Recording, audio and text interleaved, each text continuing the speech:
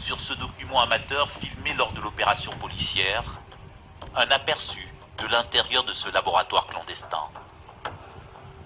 Des dizaines de cartons avec des inscriptions en chinois, des machines pour découper des tablettes et imprimer des étiquettes, des équipements pour produire localement des milliers de faux comprimés vendus directement aux consommateurs ivoiriens et à ceux de la sous-région.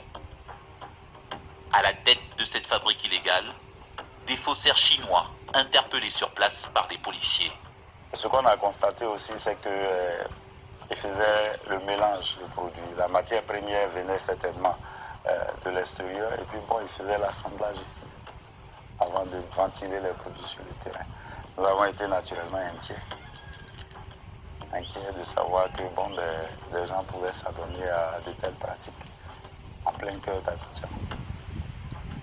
Et aujourd'hui, qu'est-ce qui s'est passé avec eux judiciairement? Ils ont été arrêtés? Oui, ils ont été arrêtés, conduits au tribunal de première instance d'Abidjan. Il y a eu une information qui a été ouverte et donc je pense que le dossier est en instruction. Mais apparemment, ils ont quitté le pays. Ils ne sont plus dans le pays. Bon, ça, je n'en sais rien.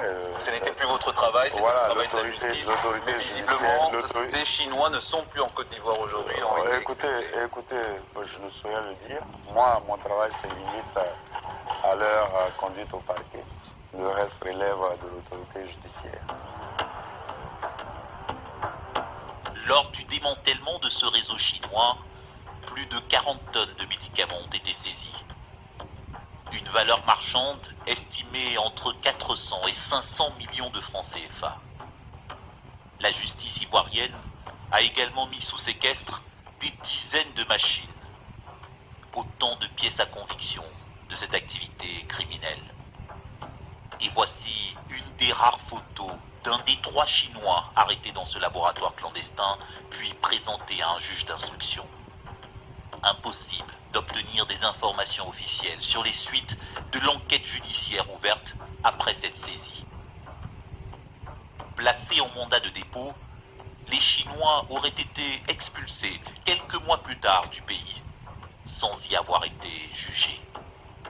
Un mois après cette opération, la presse locale se faisait l'écho de la découverte par la gendarmerie d'un autre laboratoire clandestin dans le centre d'Abidjan.